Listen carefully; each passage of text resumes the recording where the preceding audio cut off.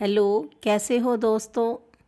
पीड़ा चाहे जुदाई की हो या तन्हाई की, पीड़ा तो पीड़ा होती है। गुलजार साहब ने भी लिखा है, अपने साए से चौंक जाते हैं, उम्र गुजरी है इस कदर तन्हा। तो यादों के पिटारे में से तन्हाई के विषय को लेकर आज जो कहानी निसरत हुई है उसका शीर्षक है तन्हाई का दर्द। हेलो सर, आज ऑफिस नहीं आ पाऊंगी, तबीयत थोड़ी ठीक नहीं है, नीरा ने बुझी बुझी आवाज़ में कहा। क्या हुआ नीरा जी, क्या तबीयत ज़्यादा खराब है? बॉस के स्वर में चिंता थी। नहीं नहीं सर, बस यूं ही शायद बुखार है। डॉक्टर को दिखाया या नहीं? इस उम्र में लापरवाही नहीं बरतनी चाहिए। Take care. आप ठीक कह रहे हैं सर, कहकर नीरा ने फ़ोन रख दिया। 55 पतझड़ों का डट कर सामना किया है नीरा ने, अब हिम्मत हारने लगी है। पतझड़ का सामना वसंत से तो उसका साबका नहीं के बराबर रहा है। जब वह 7-8 साल की थी तो ट्रेन दुर्घटना में नीरा के माता पिता की मृत्यु हो गई।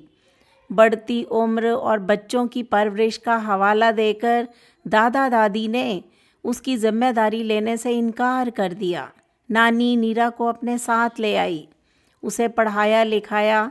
अभी वह 20 साल की भी नहीं हुई थी कि नानी चल बसी। मामा मामी ने जल्दी ही नीरा की शादी कर दी। पति के रूप में 7 फेरे लेने वाला शख्स स्वार्थी निकला।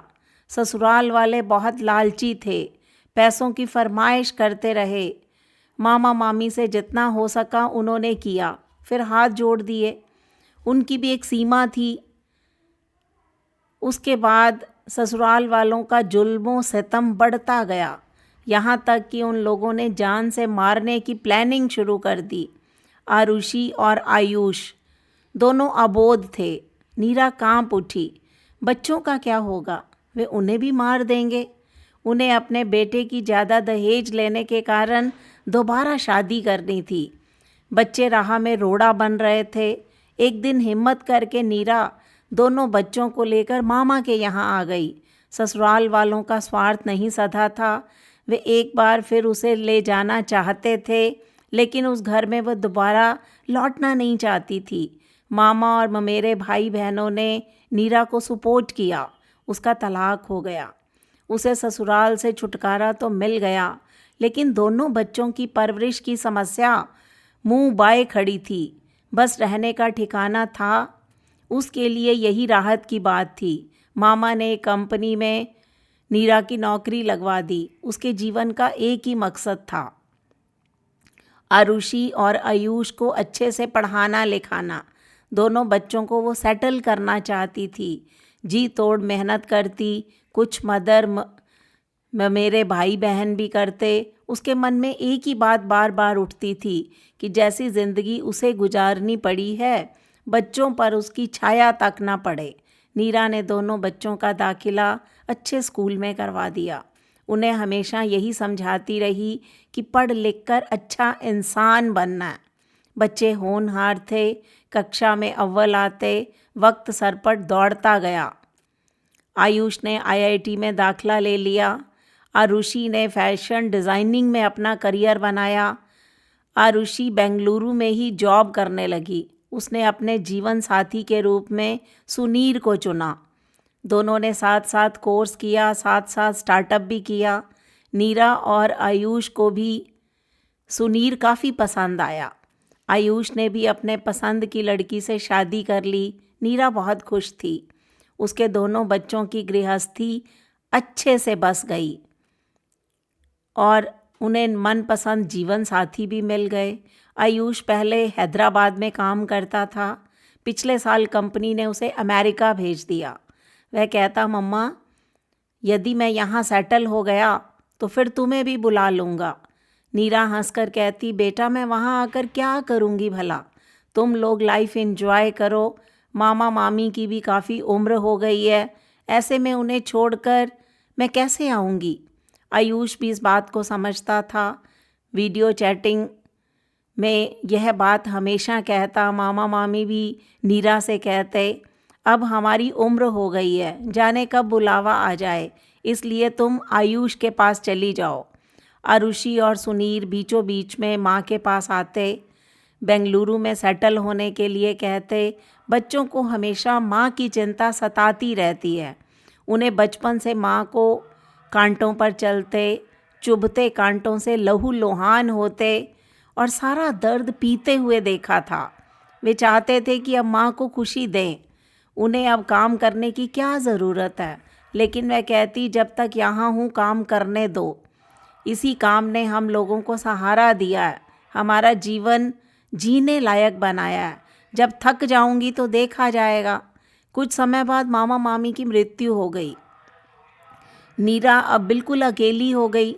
इधर कुछ दिनों से बार बार उसकी तबीयत खराब हो रही थी।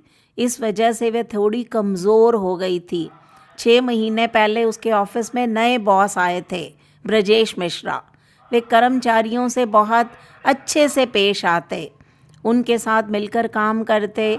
उनकी उम्र 60 साल के आसपास होगी।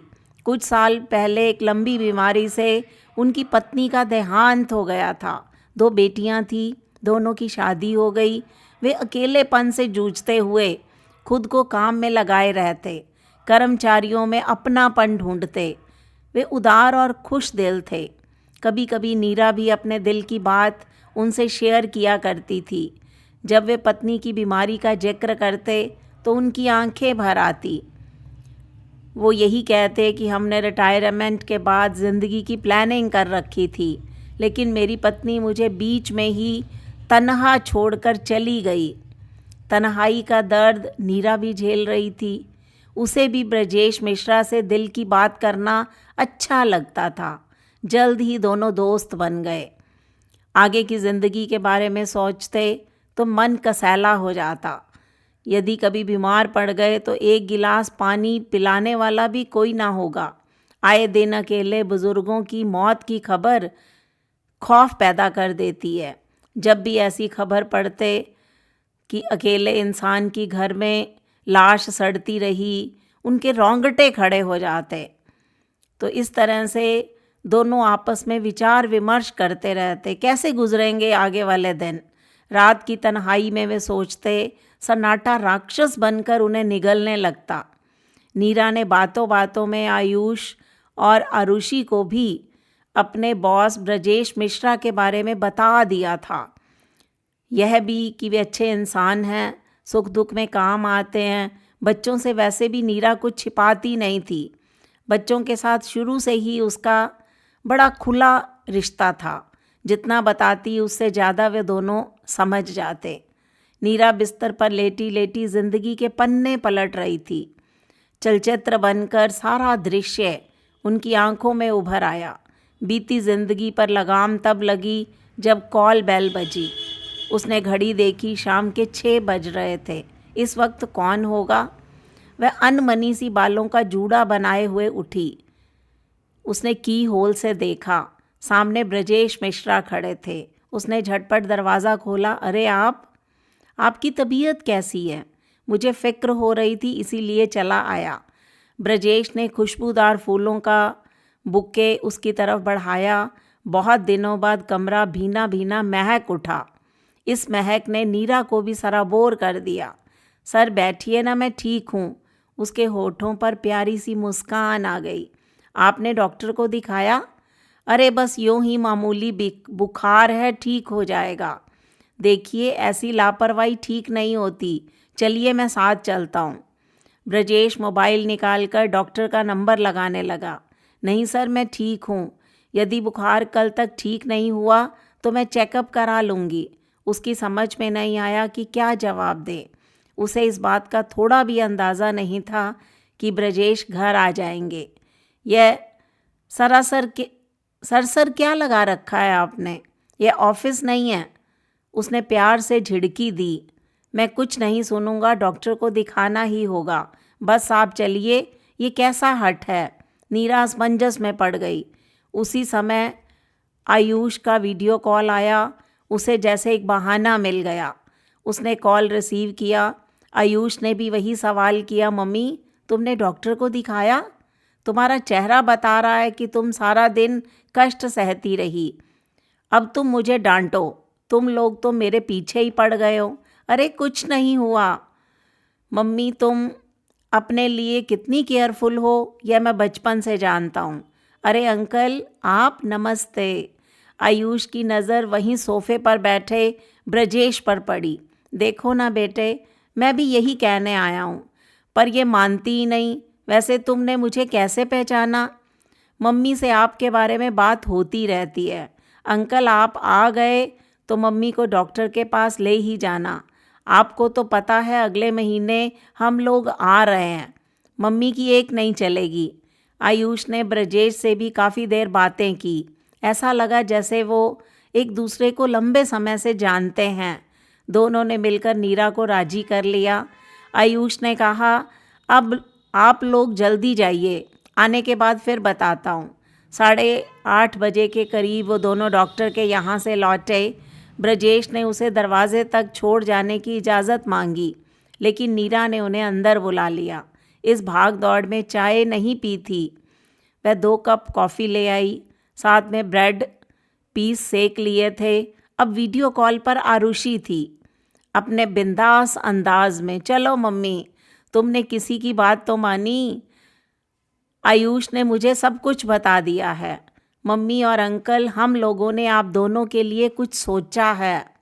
दोनों आश्चर्य में पड़ गए। अब ये दोनों क्या गुल खिला रहे हैं। आरुषि ने बिना लाग लपेट के दोनों की शादी का प्रस्ताव रख दिया। उन लोगों की समझ में नहीं आया कि कैसे रिएक्ट करें, गुस्सा दिखाएं, इग्नोर करें। दोनों ने कभी इस तरह सोचा भी नहीं था। लेकिन बात यह भी थी कि दोनों को एक दूसरे की ज़रूरत थी, फ़िक्र थी। आरुषि देर तक माँ और दोस्त की भूमिका में रही। आखिर उसने कहा कि आप लोगों को अपनी ज़िंदगी अपने हिसाब से जीने का पूरा हक है। अगर आप दोनों दोस्त हो तो क्या साथ साथ नहीं रह सकते? हमारा समाज इस दोस्ती को बिना शादी के कबूल नहीं करेगा। इससे ज़्यादा की परवाह करने की हमें ज़रूरत भी नहीं है। आपकी शादी के गवाह हम बनेंगे। ब्रजेश के मन में हिचक थी। बोले, मेरी बेटियों को भी नीरा के बारे में पता है, लेकिन उतना नहीं जितना तुम दोनों भाई बहनों को। अंकल आप फ़िक्र मत कीजिए, उन लोगों का नंबर मुझे दे दीजिए, मैं बात करूँगी, सब ठीक हो जाएगा। मम्मी ब्रेड से काम नहीं चलेगा, अब खाना ऑर्डर कर दो। अंकल को खाना खिलाकर ही भेजना। हाँ, डॉक्टर ने जो दवा लिखी है उसे समय पर लेना, कल सारा चेकअप करा लेना। दोनों अवाक थे। बच्चों को ये क्या हो गया? उनके दिल में कब से कुछ घुमड़ रहा था। वह आंखों के रास्ते झलक आया। ब्रजेश ने नीरा का हाथ थाम लिया। और कुछ नहीं तो उम्र के इस पड़ाव पर हमें सहारे की ज़रूरत तो है ही। नीरा ने उसके कंधे पर सिर रख दिया। इतना सुकून शायद जीवन में उसे पहली बार महसूस हुआ। वह सोच रही थी, जब वसंत की उम्र थी तो उसने पतझड़ देखे। अब पतझड़ के मौसम में वसंत आया है। लकदक लकदक लकदक। इस तरह से दोनों एक दूसरे को देखते रह गए। उनके तन्हाई के दर्द को बच्चों ने साझा करने के लिए एक दूसरे का साथी बना दिया। ये बच्चों की सोच और बच्चों की सोच के कारण माता पिता किस प्रकार तन्हाई से दूर हुए। तो दोस्तों, आपको ये कहानी कैसी लगी? इस पर अपनी प्रतिक्रिया दीजिए। हिंदी मंजूषा चैनल को सब्सक्राइब कीजिए। मिलते हैं अगली वीडियो में। तब तक के लिए नमस्कार।